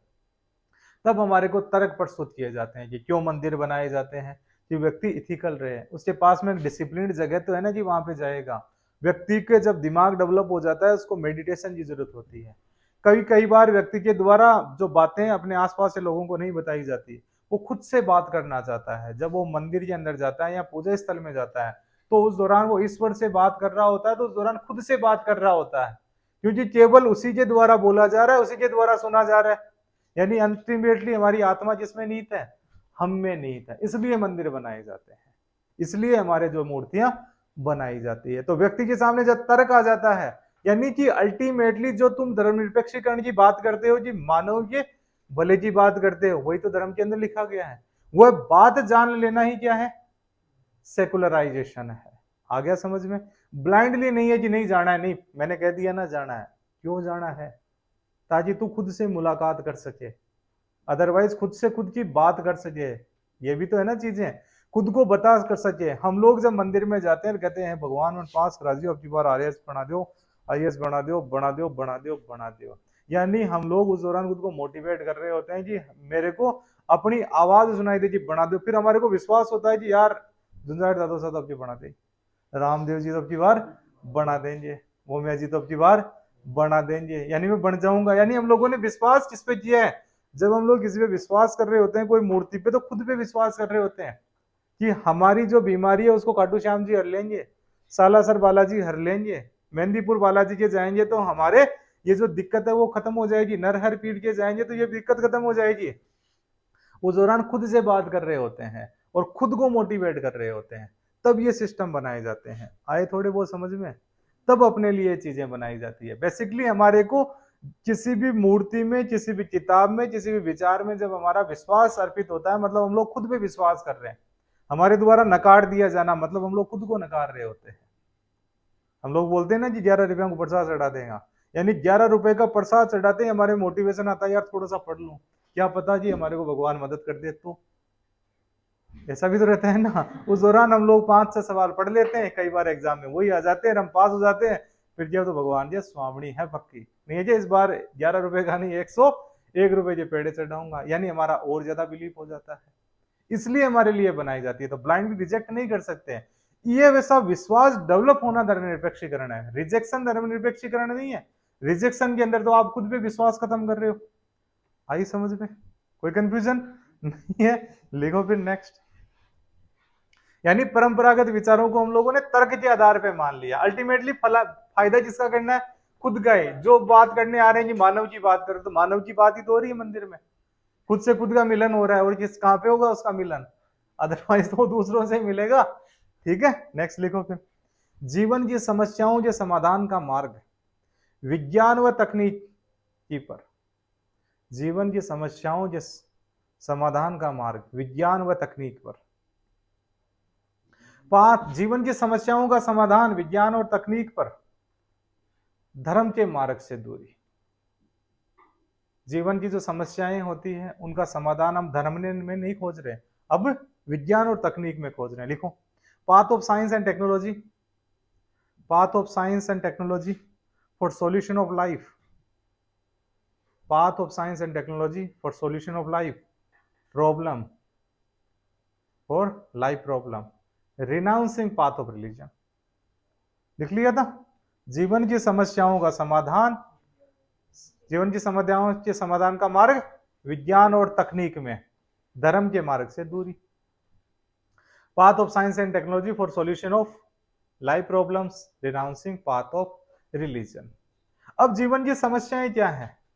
पहली समस्या बीमारियां। अब बीमारी के दौरान हम धर्म से कहां पे? हॉस्पिटलों की तरफ मूव ऑन कर गए कि हॉस्पिटल में जाएंगे, अपना इलाज कराएंगे। ठीक है, अब झाड़े से हम लोग थोड़ा सा आगे बढ़ के हॉस्पिटल में चले जाएंगे। तो हॉस्पिटल में जाना क्या है? धर्मनिरपेक्षीकरण हो गया। आ गया समझ में? और भी कोई समस्या रहेगी हमारे जीवन में, उसके लिए हम लोग साइंस एंड टेक्नोलॉजी पे विश्वास करेंगे कि अगर मेरे को है भगवान मिला दो, मुझे तो मिला दो, मिला दो। तो फोन दे दिया आपको, मिल लो, बढ़िया बात करो। ठीक है ना, अम्मी मम्मी से बात करो, अपने पिताजी से बात करो, अपने दादी साहब से बात करो, दादो साहब से बात करो, जिससे बात करनी है 7 समुंदर पार बात करो। कर सकते हैं हम लोगों को। अब किस में विश्वास करना होगा? साइंस एंड टेक्नोलॉजी में। तो बेसिकली ये कॉन्सेप्ट चलता है हॉस्पिटल्स पे। फिर एक चीज देखना वहां पे इंडियन कंटेक्स्ट के अंदर, हॉस्पिटल के अंदर ही मंदिर बने हुए हैं कि जहां पे साइंस और टेक्नोलॉजी फेल हो जाती है वहां पर भगवान से जब हम लोग आस्था रखते हैं तो उस दौरान हमारा सेल्फ मोटिवेशन बढ़ता है कि कोई दुआ कर रहा है, मतलब हम लोग उसके लिए तैयार हैं कि अभी इसको जाने नहीं देंगे, तुझे जाने नहीं देंगे किसी भी हाल के अंदर, ठीक है ना। 3 इडियट का गाना बजा देते हैं हम लोग, अपने मन के अंदर बजा देते हैं, ठीक है, ऑल इज वेल। आया समझ में? तो हमारी समस्याओं का समाधान हम धर्म में खोज रहे हैं या साइंस और टेक्नोलॉजी में? Science technology. तो यही क्या है, सेकुलराइजेशन हो जाता है, ठीक है। नेक्स्ट लिखो फिर, धर्म के सिद्धांतों का व्यावहारिक प्रक्रियाओं में परिवर्तन होना। धर्म के सिद्धांतों का व्यावहारिक प्रक्रियाओं में परिवर्तित होना। Conversion of religious principles into behavioural processes. Conversion of religious principles into behavioural processes. Religious principles into behavioural processes. धर्म के सिद्धांतों का व्यावहारिक प्रक्रियाओं में परिवर्तन होना। धर्म के सिद्धांतों का व्यावहारिक प्रक्रियाओं में परिवर्तित होना।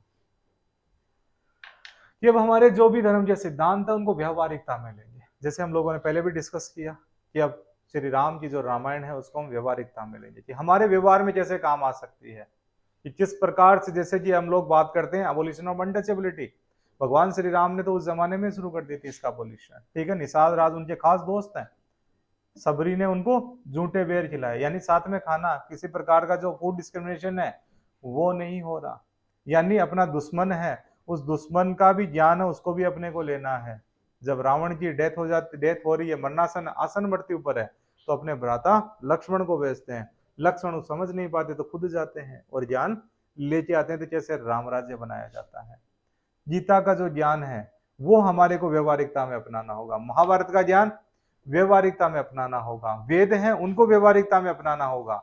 यानी हम लोगों को मंत्रों से किस प्रकार उपचार किया जाता है, तो mantra are the form of energy, तो एनर्जी का हम लोग इंचेंटिंग करते हैं, तो हमारा इलाज कैसे हो रहा है, बेसिकली जैसे कोबाल्ट 60 से इलाज होता है, तो cobalt 60 is a form of energy. Radiation से इलाज होता है, फॉर्म ऑफ एनर्जी, एनर्जी तो है ये, तो मंत्र भी एक प्रकार की एनर्जी होती है। इसीलिए जब प्राणायाम आता है तो बहुत सारी बीमारियां खत्म हो जाती है। बाबा रामदेव कहते हैं कि मैं डायबिटीज का श्योर इलाज करता हूँ, यानी उनके द्वारा जो खान पान बताया जाता है, फूड हैबिट्स बताई जाती है, योगासन बताए जाते हैं, उस प्रकार से हम हमारे शरीर को मूवमेंट देते हैं, तो हमारा जो इंसुलिन लेवल है वो बेहतर लेवल पे आ जाता है, कोलेस्ट्रॉल कम हो जाता है, ब्लड प्रेशर हमारा कंट्रोल हो जाता है, क्योंकि बेसिकली हमारे मूवमेंट ही उस प्रकार से। तो उसको हम लोगों ने व्यवहारिकता के अंदर ले लिया, यानी धर्म की हर बात कि भगवान शिव योगीश्वर, भगवान शिव योगी, आदि योगी भगवान शिव ही तो है, तो भगवान शिव को हम लोगों ने व्यवहारिकता में लेना होगा, यानी हमारा जो फिजिकल स्ट्रेंथ है वो बेहतर होनी चाहिए, हमारा जो योगों के अंदर क्रिया में बेहतर होने चाहिए हम लोग।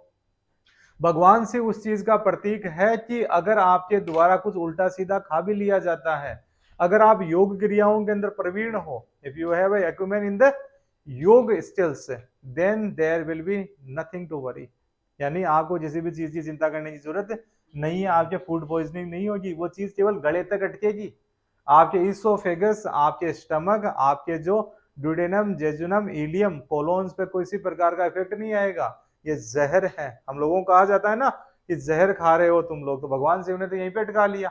तो अब वो क्यों अटका पाए, क्योंकि योग की क्रियाओं में स्किल्स थे। तब आप योग बेहतर करते हो, फिजिकल स्ट्रेंथ बेहतर है, फिर हम कुछ भी खाएं। कई बार कहा जाता है कि व्यक्ति की अगर बॉडी फिट है तो पत्थर भी खा ले तो फिट रहता है, यानी किसी प्रकार का भोजन खा लिया जाए तो किसी प्रकार की दिक्कत नहीं होती, नहीं तो हर छोटी सी बात के अंदर कुछ भी सीधा भी खा लेंगे उल्टी होना स्टार्ट हो गई, होती है, अलग अलग दिक्कतें होने लग जाती है हमारे। तो भगवान शिव उसका प्रतीक है, उसको तार्किकता पे लेके चलना होगा हमारे को। आया समझ में?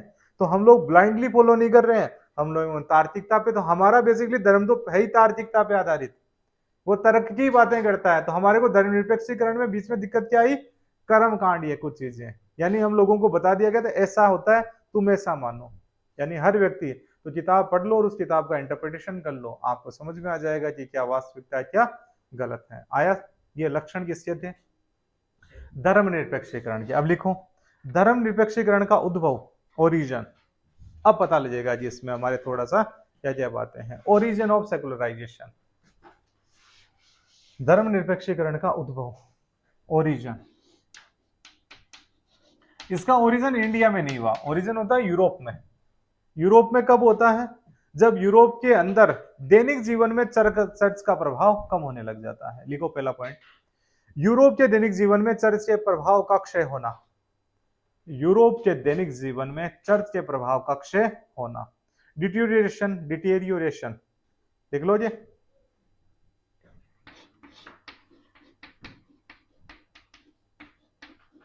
Deterioration, deterioration of the influence of church in the daily life in Europe. Deterioration of the influence of church in the daily life in Europe. Europe के दैनिक जीवन में चर्च के प्रभाव का क्षय होना या कम होना। बेसिकली जब मिडाइवल एरा आता है, आज से लगभग 800-900 साल पहले, यूरोप का जो दैनिक जीवन था उसको टोटली कंट्रोल कर रहा था चर्च। अगर आपके द्वारा पाप भी कर दिया गया है तो आप वहां से पैसा देके पाप से मुक्त हो सकते हो, ठीक है, ऐसी व्यवस्थाएं आ गई थी। हर हाल के अंदर आपको चर्च के प्रति रेस्पॉन्सिबल होना पड़ता था। आपकी बेसिक सांस लेने से आपके विवाह से लेके आपके हर धार्मिक कर्मकांड को चर्च के द्वारा रेगुलेट किया जाता था। हर चीज को चर्च रेगुलेट कर रहा था। फिर इन्होंने कहा कि ऐसा थोड़ी हो सकता है, फिर हम लोग तो बंधनों में बंध गए, यानी हम आजाद जन्मे थे। धर्म तो आजादी की बात करता है, यहाँ पे तो हमारे को बांध रहा है धर्म। तो फिर इन्होंने कहा कि हम लोग इसके खिलाफ जाते हैं, हम लोग चर्च की बातों को नहीं मानते। तो उसी चीज से किसका जन्म होता है? सेकुलराइजेशन का। यूरोप के अंदर धर्म बराबर चर्च होता है, कि चर्च ने जो बोल दिया वही धर्म होता है। आया समझ में थोड़ा बहुत? नेक्स्ट लिखो फिर, धर्म व राज्य के प्रबंधन के द्वारा, धर्म व राज्य के प्रबंधन के द्वारा, या धर्म व राज्य के गठबंधन के द्वारा, प्रबंधन नहीं, गठबंधन के द्वारा, धर्म व राज्य के गठबंधन के द्वारा शोषण के विरुद्ध आवाज, धर्म व राज्य के गठबंधन के द्वारा शोषण के विरुद्ध आवाज, voice against exploitation by, voice against exploitation by, nexus between state and religion in Europe, वॉइस अगेंस्ट exploitation by nexus between state and religion in Europe. Europe में एक ऐसी स्थिति बन गई थी जिस स्थिति के अंदर चर्च और जो राज्य था, राजनीति थी, इनका गठबंधन बन गया था, और आम जो जीवन था उसका वो शोषण करने लगे। इन पे बहुत सारे टैक्स लगा दिए जाते थे, हर चीज को उनकी रेगुलेट करना स्टार्ट कर दिया। तो लोगों ने इसके खिलाफ आवाज उठा दी। आवाज मार्टिन लूथर किंग उठाएंगे, बाद के अंदर एनलाइटमेंट आएगा, वो आवाज उठा देंगे। अलग अलग व्यक्तियों ने आवाजें उठाई, आवाजें उठाई, मतलब धर्म का प्रभाव कम होता गया। और धर्म का प्रभाव कम होना ही यूरोप में क्या है? सेकुलराइजेशन है। कोई कंफ्यूजन नहीं होता। नेक्स्ट लिखो, तर्क व वैज्ञानिक दृष्टिकोण का आगमन, origin of logic and scientific approach. तर्क व वैज्ञानिक दृष्टिकोण का आगमन, origin of logic and scientific approach, origin of logic and scientific approach, origin of logic and scientific approach। तर्क व वैज्ञानिक दृष्टिकोण का आगमन। अब तर्क और वैज्ञानिक दृष्टिकोण का आगमन कब होगा? नई खोज, नए इनोवेशन। लिखो, न्यू डिस्कवरीज, न्यू इनोवेशंस, नई खोज। खोज होगी तो वैज्ञानिक दृष्टिकोण। अब यह नहीं कहा जा सकता कि धरती चपटी है। जब लोगों ने पूरी धरती का चक्कर काट लिया कि धरती चपटी होती तो हम गिर जाते एक साइड में, ठीक है। अगर धरती मान लो ऐसी होती तो कुणाल यहां से चला और यहां पे गिर गया, अब ये गिर कहां पे जाता? चांद पे पहुंच जाता। ऐसा होता तो चांद ऊपर होता कि चांद नीचे होता? रात के समय चांद नीचे होता तो चांद पे पहुंच जाता। फिर रात, दिन के अंदर क्या होता जी? नहीं, रात के समय, दिन के समय चांद नीचे होता तो ये चांद पे पहुंच जाता। फिर क्या होता? रात के समय चांद ऊपर आता तो वापिस धरती पे आ जाता। ये चपटी होती तो ऐसा होता। आया समझ में? धरती है गोल, कहा जाता है धरती गोल है। यहां से आप चलना शुरू करो जी, नाक की सीध में चलो। किसी सीध में? नाक की सीध में जी, बस बिना देखे सीधा सीधा सीधा जा रहे हो, एक दिन आके वापिस यहीं पे खड़े हो जाओगे। तो जहां से शुरू हुआ था वहीं पे मैं खत्म हो गया, अगर आपकी नाक की सीध में चलते हो तो, ठीक है। अगर आपके द्वारा यहां से रवाना हो गए तो लोगों ने चक्कर काट लिए पूरे धरती के, यानी रवाना होके वापस आ गए, तो लोगों ने कहा ये तो गोल, केवल गोल होने पर ही पॉसिबल है, अदरवाइज तो पॉसिबल हो ही नहीं सकता। ऐसा समझ में आया? यानी जब क्षितिज ऐसा मान लिया गया था। लोगों ने कहा कि अगर हम लोग धरती के यहां से होल करेंगे तो दूसरी साइड में निकल जाएंगे, लेकिन हम लोग उस होल में ही रह जाएंगे। कारण हम लोग वैसे यहाँ से रवाना, जैसे कि यहाँ से ये होल किया नीचे, ये जाएगी, ये यहाँ पे अटक गई, फिर जैसे ही वापस जाएगी ऊपर तो चली जाएगी, वापस धरती खींचेगी उस होल में आ जाएगी। तो व्यक्ति कैसा मूवमेंट करेगा? ऑसिलेटेड, फिजिक्स के अंदर होता है ये। तो ये लोगों को पता लगा तो व्यक्तियों ने तार्किक और साइंटिफिक दृष्टिकोण की तरफ सोचने लग गए। नई खोजें हो गई है, दूरबीन की खोज हो गई। तो गैलीलियो ने जब दूरबीन की खोज करी तो पता लग गया कि सेलेस्टियल बॉडीज कैसी होती हैं। उनको पता लगा ये सूरज है, ये चांद है, ये तारे हैं, सितारे हैं, सबको देख सकते थे। कोपरनिकस ने बोल दिया कि धरती सूरज का चक्कर काट रही है, तो उनको बुलाया गया, तो मरना है कि तेरे को? गैलीलियो से माफी मंगवाई गई थी धर्म के द्वारा कि तूने कैसे बोल दिया।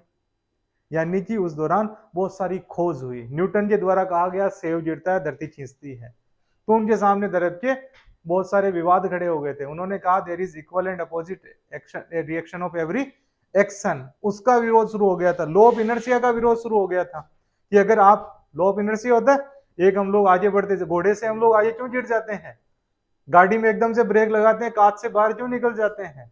न्यूटन के नियम ही तो है ये, first law, second law, third law, अलग अलग लॉज हैं, उनका विरोध हुआ था। लेकिन उन्होंने जब लोगों को ये बताया तो लोगों के समझ में आया कि अगर फर्श चपटा रहेगा तो फिसल जाएंगे और खुरदरा रहेगा तो नहीं फिसलेंगे। तो गैंग प्लैंक बनाए गए कि हम लोगों को जहाज पे चढ़ना है तो कैसा प्लैंक बनाया जाएगा। तो बाहुबली ने हाथों का प्लैंक बना दिया, अनिवन तो चाची देवसेना गिर ना सके। ऐसा रहा था या नहीं रहा था? तो ये बेसिकली जिस आधार है सब जो न्यूटन के नियम रहेंगे कि कोई भी चीज को क्या,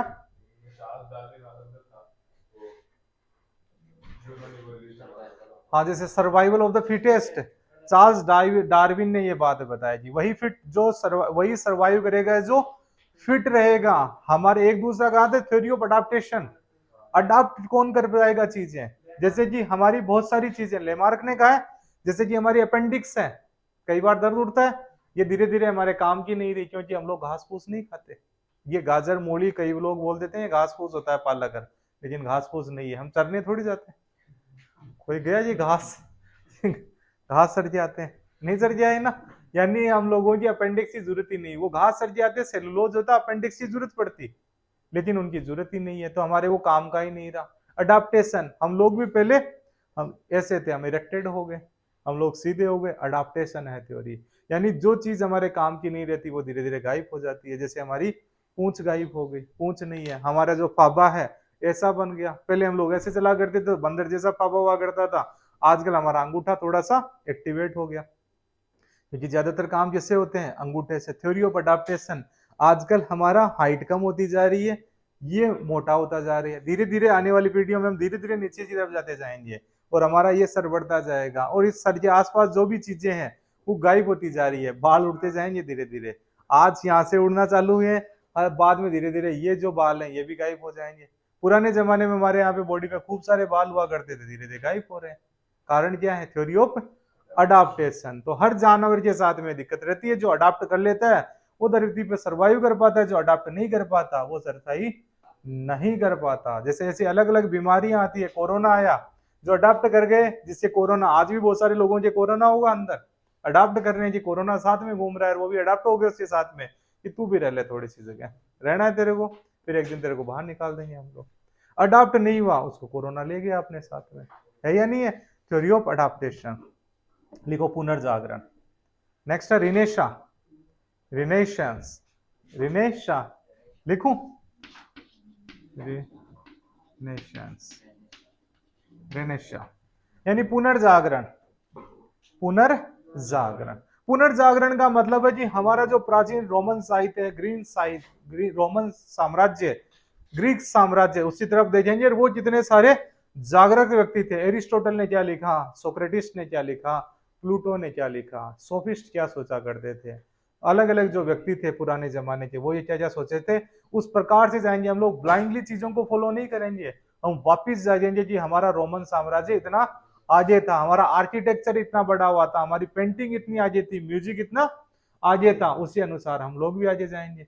तो यही पुनर्जागरण था कि वापिस जागो, तुम्हारे दादा परदादा जैसे थे, तुम्हारा खानदान किस खानदान से आते हो, कई बार हमारे जगाया जाता है कि तू यहाँ पे कैसे पड़ा है, तेरा खानदान किस खानदान से है तू, वापिस उठ और लड़ तू। ठीक है, जैसे बोला जाता है नीरज चोपड़ा के लिए कि राणा का वंशज है तू, फेंक जहां तक भाला जाए, एक कोटेशन चलता है। मतलब उसे जगाया जाता है कि तू उस भाला फेंक जहां तक राणा प्रताप फेंक दिया करते थे।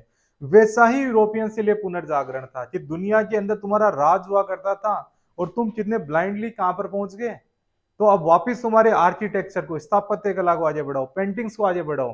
तो खूब सारे लोग जन्मे, राफेल जन्मा उस जमाने में, पेंटर, मेडोना पेंटिंग बनाई, लियोनार्डो द विंची आते हैं, Leonardo da Vinci complete man, वो डाइसेक्शन भी कर दिया करते थे पूरी बॉडी का एनाटॉमी कंप्लीटली।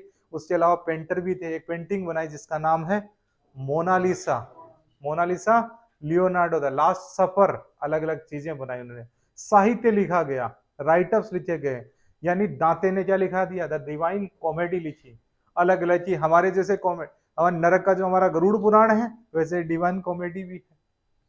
उन लोगों ने साहित्य लिखा तो लोगों का वापस दिमाग जागा कि हम लोग कहां पे पड़े हैं यहाँ पर, यानी कि हम लोग पूरा धर्म से इतने ज्यादा अंधे हो चुके हैं कि हम कुछ करना ही नहीं चाहते, कुछ भी करने की जाते हैं, धर्म आड़े आ गया, नींव मत लगा, धर्म आड़े आ रही है। हम लोग मूवमेंट करने से पहले कि नहीं अभी रुक, 15 मिनट रुक, रुकते हैं ना कि 15 मिनट बाद में चल जाए, तो हम लोग रुक जाते हैं, फिर यार जाने का मन ही नहीं कर रहा, काल साल से, ठीक है ना, पूर्ण हो जाए। तो ऐसा कहा जाता है कि नहीं कहा जाता। यहाँ पे कहा कि ये दूसरा क्या होता है, पुनर्जागरण ये कहता है कि काल ग्रसो आज ग्रह, आज ग्रसो अब पर्ल में पड़ले हो जाएगी, बहुरी ग्रह को कब, जब हम लोग पूर्ण का कॉन्सेप्ट अपनाते हैं। तो पूर्ण का कॉन्सेप्ट तो घड़ी, तो ये तो ग्रिगोरियन कॉन्सेप्ट की घड़ी है, हमारी घड़ी तो जैसी थी सैंड घड़ी थी, हमारी घड़ी तो सूरज के अनुसार चलने वाली घड़ी थी। हमारी घड़ी के अंदर कब आ गई, 1 से 12 कब गिनती आ गई, तो पूर्ण का कॉन्सेप्ट हम पे लागू ही नहीं होता। ठीक है ना, फिर हम बैठ जाते हैं, बैठने के बाद में उस 15 या आधे घंटे तक हम कुछ भी नहीं करते, बैठ रहते हैं और बैठ जा। वो कॉन्सेप्ट था रोकने का, एक बार कि रोका जाए, जैसे थोड़ी सी बातचीत, थोड़ा देर और रुक जा, थोड़ी देर और रुक जा, उसके लिए कॉन्सेप्ट थे। आए या नहीं आए समझ में। तो पुनर्जागरण में ये बातें आती है कि काल ग्रसो आजगर, आज ग्रसो अब, फिर हम लोग आगे बढ़ जाते हैं। अठा नींव मत लगा, अठ गड़बड़ है, नहीं नींव लगा देंगे, ये काम मत कर, ये गलत है, नहीं करेंगे, ये पेंटिंग मत करा, ये गलत है, नहीं हम लोग बनाएंगे। ये पुनर्जागरण होता है कि हमारे दादा परदादा भी ऐसे एक्टिव थे, हम भी एक्टिव है, ये पुनर्जागरण होता है। पुनर्जागरण होता है तो व्यक्ति धर्म की बेड़ियों से बाहर निकलता है और नई चीजों की तरफ जाता है, तो यही धर्म निरपेक्षीकरण होता है। नेक्स्ट लिखो, ज्ञान की पुनर्व्याख्याएं, ज्ञान की पुनर्व्याख्याएं, री इंटरप्रिटेशन ऑफ नॉलेज, री इंटरप्रिटेशन ऑफ नॉलेज, री इंटरप्रिटेशन ऑफ नॉलेज, यानी जो ज्ञान था उसकी व्याख्याएं दोबारा की गई और उसकी देश काल परिस्थिति के अनुसार उसे माना गया, ये री इंटरप्रिटेशन है। फिर लिखो, यूरोप में वैज्ञानिक क्रांति, scientific revolution in Europe. Europe में जब वैज्ञानिक क्रांति होती है तो देख लिया हम लोगों ने, न्यूटन आते हैं, गैलीलियो, कोपरनिकस, ठीक है, विलियम हार्वे, अलग अलग हमारा पूरा सर्कुलेटरी सिस्टम बता दिया था उन्होंने, लेमार्क आते हैं, डार्विन है। तो जैसे जैसे साइंटिफिक टेक्नोलॉजी बढ़ती जाती है वैसे वैसे धर्म से थोड़ा सा दूर हटते जाते हैं। फिर लिखो एनलाइटनमेंट, एनलाइटनमेंट, एनलाइटनमेंट, प्रबोधन, प्रबोधन, एनलाइटनमेंट, प्रबोधन, एनलाइटनमेंट। एनलाइटनमेंट के अंदर क्या होता है, जैसे हम लोग राजस्थान पत्रिका जब अखबार पढ़ते हैं उससे एडिटोरियल में एक बात कोटेशन आती है, उसमें लिखा होता है, भले ही मैं आपके विचारों से सहमत नहीं हूं लेकिन आपके विचारों को रखने की स्वतंत्रता का हमेशा मैं सम्मान करूंगा। वोल्टेयर। व्यक्ति स्वतंत्र जन्म लेता है लेकिन धीरे धीरे वो अनेक बेड़ियों से जकड़ता जाता है। रूसो, कौन है, रूसो। सामाजिक संगठन का कॉन्सेप्ट दिया, अलग अलग कॉन्सेप्ट आते हैं। There is a concept of liberty, equality and fraternity, concept आते हैं, मॉन्टेस्क्यू आते हैं, ठीक है। अलग अलग व्यक्ति आएंगे, उन्होंने अलग अलग कॉन्सेप्ट दिए, उन्होंने व्याख्याएं की, ये प्रबोधन की वापिस जगाने में लगे, यानी धर्म को अलग वे के अंदर लेके चले गए। ये जो हम लोग ज्यादातर कोटेशन पढ़ते हैं यही प्रबोधन है, यानी व्यक्ति की आत्मा को जगाना, व्यक्ति को विचारों से जगाना, यही प्रबोधन होता है। जब व्यक्ति आत्मा से जागता है और अपने विचारों से जागता है तो धर्म का थोड़ा सा प्रभाव कम होने लग जाता है। फिर आती है ट्रेड यूनियंस, लिखो ट्रेड यूनियंस, ये जमाना आता है 80s का, 20 के अंदर। ट्रेड यूनियंस ये कहती है कि कोई धर्म नहीं होता, कम्युनिज्म की तरफ बढ़ावा देती है, साम्यवाद को बढ़ावा। तो साम्यवाद ने, ट्रेड यूनियंस ने धर्म के प्रभाव को कम किया। जितने भी साम्यवादी देश होते हैं वो धर्म को मानते ही नहीं। कार्ल मार्क्स ने कहा था धर्म एक नशा है और सबसे बड़ा नशेड़ी वह है जो धर्म का नशा करता है। आया समझ में? ठीक है, ये था हमारा धर्मनिरपेक्षीकरण। नेक्स्ट क्लास में हम लोग देखेंगे इंडिया पे से क्या प्रभाव पड़ते हैं और इंडिया में किस प्रकार से इसने प्रभावित किया था। ओके।